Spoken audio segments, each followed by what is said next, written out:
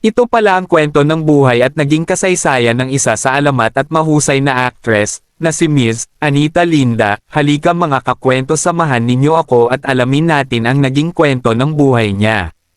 Si Anita Linda ay isang alamat ng pelikulang Pilipino na kilala bilang mukha ng pelikulang Pilipino na may karerang umabot ng halos 8 dekada. Ipinanganak siya bilang Alice Buena Flor Lake noong November 23, 1924, at mula sa pagiging isang glamorosang pangunahing artista noong dekada 1940, siya ay naging isang kinikilalang biteranang character actress. Nagpatuloy siya sa pag-arte at pagtanggap ng mga parangal kahit lampas 70 taong gulang bago siya pumanaw noong June 10, 2020.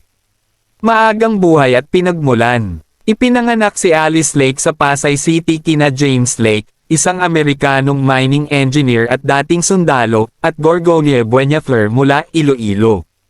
Siya ang ikalima sa 13 magkakapatid at lumaki sa Bulacan sa isang malaking tahanan na may 10 ektaryang lupain.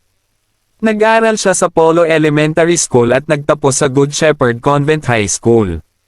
Ang kanyang screen name na Anita Linda ay ibinigay ng kilalang direktor na si Lamberto Avellana, hango sa pangalan ng tiyahin ng kanyang ama na isang artista sa Hollywood silent films. Pagkatuklas at panahon ng digmaan 1940s, ang kanyang pagpasok sa showbiz ay hindi inaasahan. Habang nanunood siya ng isang palabas sa Avenue Theater noong siya ay dalagita pa, napansin siya ni Lamberto Avellana sa audience.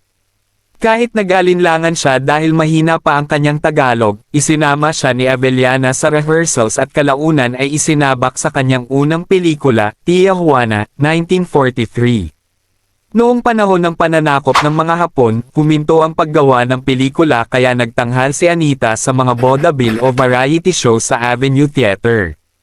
Pagkatapos ng digmaan, pumirma siya sa Premier Productions at sumikat bilang isang pangunahing bituin sa mga pelikulang tulad ng Sekretang Hong Kong, 1947, at Alias Sakam, 1947.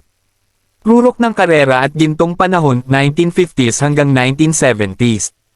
Noong 1951, nagbigay siya ng napakahalagang pagganap sa pelikulang Sisa, sa direksyon ni Gerardo De Leon. Dahil dito, nanalo siya ng Best Actress sa Maria Clara Awards, na naging pinagmulan ng FAMAS.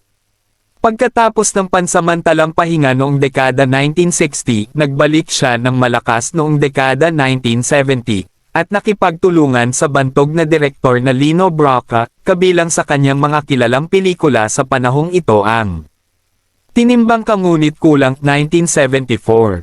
1-2-3, 1974, nagkamit siya ng kanyang unang FAMAS Best Supporting Actress. Jaguar, 1979, nominado sa Palme d'Or sa 1980 Cannes Film Festival. Huling bahagi ng karera at pinakamatandang aktibong aktres. Nanatiling aktibo si Anita Linda kahit nasa edad 89 na siya, kadalasang gumaganap bilang lola sa mga teleserye tulad ng Tayong Dalawa, 2009. Patuloy siyang nagtagumpay at kinilala sa buong mundo. Adela, 2008, sa edad na 83, nanalo ng Best Actress sa Cine Manila International Film Festival. Lola, 2009, nanalo ng Best Actress sa Asia Pacific Film Festival at Fajr International Film Festival. Stantonina, 2012, nanalo ng Best Supporting Actress sa ASEAN International Film Festival. Circa, 2019, ang kanyang huling pelikula, na nagbigay sa kanya ng nominasyon sa Gawad Urian sa edad na 75. Personal na buhay at pagpanaw. Ikinasal si Anita sa aktor na si Fred Cortez at nagkaroon sila ng isang anak na lalaki, si Fred Cortez Jr.